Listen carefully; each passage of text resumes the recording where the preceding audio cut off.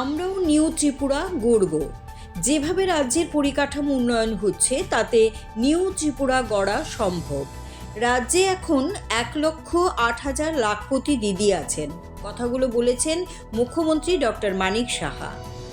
এক ত্রিপুরা শ্রেষ্ঠ ত্রিপুরা তো আছেই, সেই সঙ্গে এবার নিউ ত্রিপুরা গড়ার কথা শোনালেন মুখ্যমন্ত্রী ডক্টর মানিক সাহা।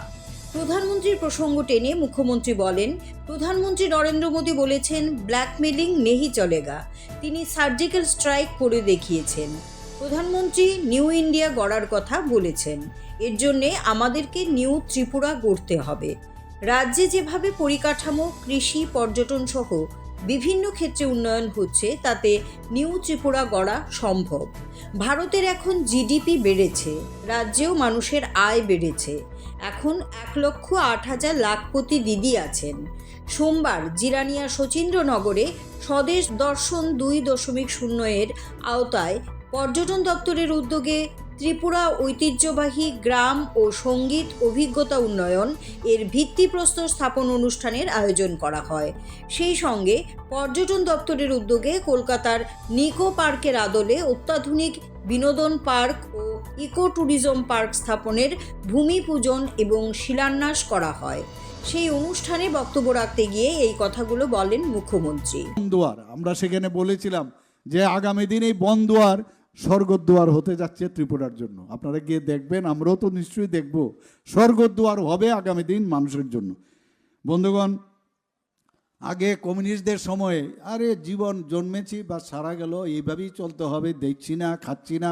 ওই আমি প্রায়ই বলি যে আমার মনে আছে, I back to state that I will not be able to come to the school, এরকম আমরা বলতাম, আই ব্যাক টু স্টেট। আমার দাদা একদিন আমার ওটা দেখে বলল, আরে আই ব্যাক টু স্টেট এগুলো তো গতানুগতিক, এগুলো ছাড়াও আরও ইংরেজি লেখা যায়।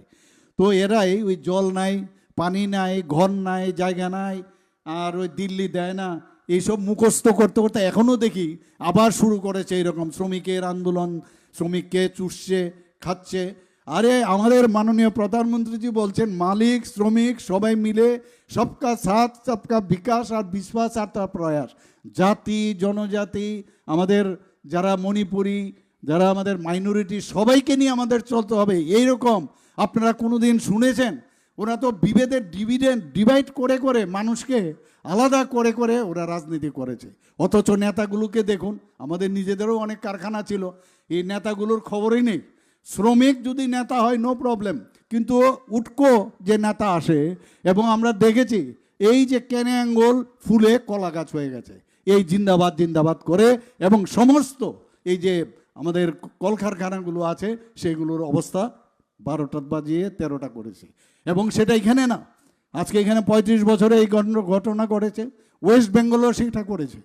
আর আমাদের এখানে অশান্তি সৃষ্টি করে রাখো, যত অশান্তি করতে ততই ভালো। খালি নেতা যারা আছেন তাদেরকে সুখে রাখো, এবং তারাই সবাইকে দাবিয়ে রাখবে। আর আমাদের এখানে সব মানুষের সবার আত্মমর্যাদা বৃদ্ধি হোক, সবার জন্য উত্তোলন প্রতিনিয়ত তাদের শ্রীবৃদ্ধি ঘটে, সেই চিন্তায় আমাদের সরকার কাজ করছে। এখানে মাননীয় প্রধানমন্ত্রীজির উপর অনেক বিশ্বাস আশ্বাস এখন এসে গেছে। কিছুদিন আগেও হাতাই কোতরে আমরা এখন যে নতুন নাম দিয়েছে, গতকালই আমি সেখানে মিটিং করেছিলাম, সেখানে গিয়ে আপনারা দেখুন শুধু জনজাতি মহিলাদের এত বেশি ভিড়, যেটা আগে কোনোদিন কল্পনা করতে। তাদের এই যে কোমলমতি আমাদের জনজাতি ভাই বোনেরা আছেন, তাদেরকে ভুল বুঝিয়ে এতদিন ধরে তাদেরকে পিছিয়ে রেখেছে। আর আমরা বলছি যে মাননীয় প্রধানমন্ত্রীজি উনি একমাত্র পারবেন, আমাদের ভারতীয় জনতা পার্টির সরকার, উনারাই পারবেন জনজাতিদের উন্নয়নে।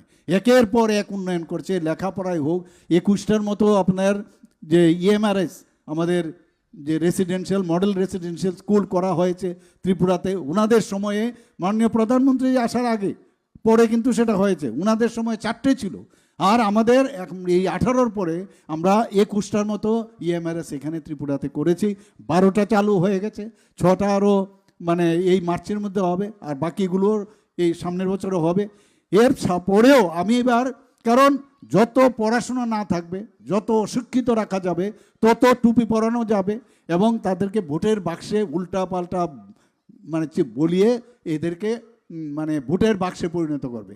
আর আমরা চাই যে ওরা কোনটা সত্য, কোনটা মিথ্যা, কোনটা অন্ধকার, কোনটা আলো, সেটা বোঝা দরকার। জ্ঞান কোনটা, অজ্ঞান কোনটা। এখন আমরা যে কারণে আরও এই যে 21টা হচ্ছে, তাছাড়াও এইবারও আমি দিল্লিতে যে গেলাম, যাতে আরও 15টা বিভিন্ন যেসব ক্রাইটেরিয়া রয়েছে, যে 50% বিভিন্ন যে আমাদের সাব ডিভিশন গুলো আছে, বিভিন্ন সাব ডিভিশনে মিনিমাম 50% আমাদের জনজাতি থাকতে হবে, 20,000 মিনিমাম থাকতে হবে।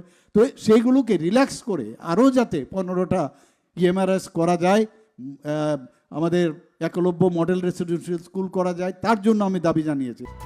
উক্ত অনুষ্ঠানে উপস্থিত ছিলেন এলাকার বিধায়ক তথা পর্যটন মন্ত্রী সুশান্ত চৌধুরীও। তিনি বলেন, এই প্রকল্পের কাজ আগামী 2-1 বছরের মধ্যেই সম্পন্ন হবার পর রাজ্যের পর্যটকদের সংখ্যা যেমন বৃদ্ধি পাবে, একই সঙ্গে যুবক যুবতীদের কর্মসংস্থানেরও সুযোগ সৃষ্টি হবে।